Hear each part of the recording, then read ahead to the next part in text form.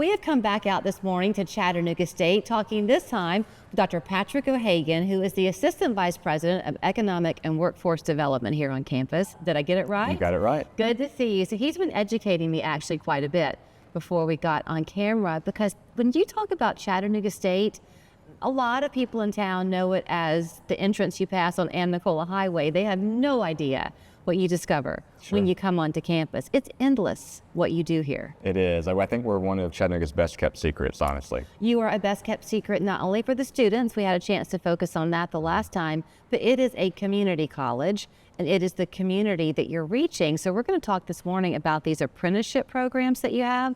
Some of those are appealing to the students, incoming or existing, but often it's for the businesses who are already here. I'll kind of let you explain. Yeah, absolutely. So in our department, we're kind of a specialized unit of the college, to where we focus with our industry and commercial partners. So we do a lot of customized training, typically contract-based training with industry partners and employers throughout the area. And that could range from anything in advanced manufacturing, which of course is a heavy thing here in the Chattanooga region, but we also do things in hospitality and healthcare, in the legal world. So it really is across all sectors of employment. And we customize training based on what the employers say that they need in a good and skilled workforce. So the relevance for everybody watching this morning, if you live in the Chattanooga area, is that that's an appeal to businesses that might be thinking of choosing Chattanooga as their place to call home. Absolutely. They need that support, so that benefits all of us.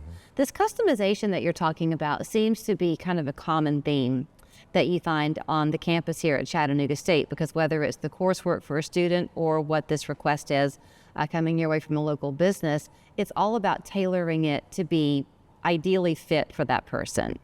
Absolutely. Is that right? Yeah, absolutely. And every person is different, of course, and coming from different experiences and walks of life. So we try to meet them where they are and help them get where they want to be. Okay, let's talk the student side of it. We had a chance when we were here the last time, we met with Dr. Lynn Potter at the Walker Institute, and that one was over my head for sure, very scientific, and I pretended to follow along, but it was very impressive. But you do have, as you mentioned, a wide variety. You've got paralegal services here, or programs here.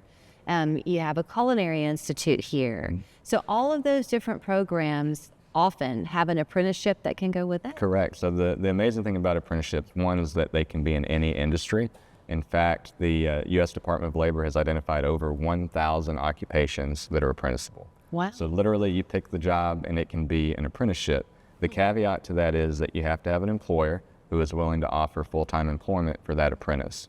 And the unique thing about an apprenticeship program is that we combine the on-the-job learning that you would do at your workplace where you're earning an income. Yeah. We combine that with the school-related training, or we call it RTI, related technical instruction, that we do in the classroom that is directly related again to that job. So you're taking both of those pieces at one time and putting them together.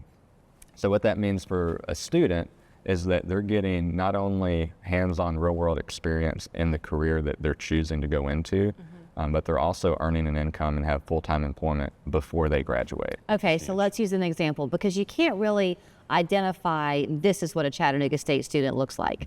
You may find some that are in high school looking to speed up their education process. Some are recent high school graduates. Some might be in their 30s making a career switch. So let's go with the 30-something making the career switch. You can't all of a sudden not have an income anymore. Exactly. And that's where this comes into play. Exactly, yeah. So in 30, 40, 50 plus, it does not matter truly. We're here to be a community college for all those in our community.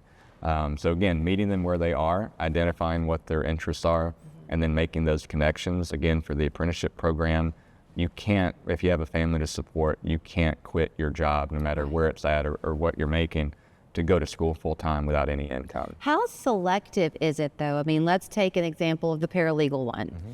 Is there just like one apprenticeship, or might there be multiple opportunities? There's multiple opportunities. I mean, it really does depend on what the market in our region is looking for.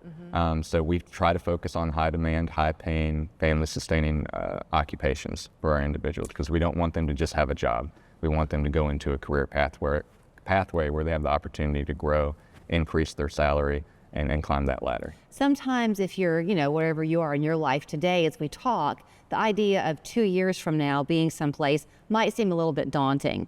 Well, again, when we were here the last time talking with Dr. Potter, she mentioned, I don't think you were with us at this point, but she mentioned that she came here, she had a new 5-month-old baby, finished with her undergrad fairly recently. Next thing you know, she's getting her master's and then her doctorate and running this program. You're busy, but you bit by bit get yourself there and results come. Absolutely. 100%. Yeah, it's literally step by step, and we're here to support you as a college community along the way. We have many support mechanisms in place to ensure student success. That's a top priority for us. And again, making sure that not only you get to the starting line, but you get to that finish line with a career. So is the first door to open going on your website and getting that application in? Absolutely, Chattanoogastate.edu. Okay. And you can also see a full list of all the academic programs that we have. Our Economic and Workforce Development Division has a page on the website as well, so you can go there if you're interested specifically in apprenticeship programs or customized training if an employer is watching this and interested to learn more about how we can help them upskill their workforce or develop a talent pipeline, which is what the apprenticeship does so well. And websites are great, and I know that you can only be one person. You can't be all things to all people. But if people do want to call and just get a little bit of information, can Absolutely. they do that? They absolutely can. Okay. Yep. So, and ask for the Economic and Workforce Development Division, and we'll be more than happy to help. All right. Thank you for the tour this morning. Thank you so much for being here. There's your website, Chattanoogastate.edu. It all starts there.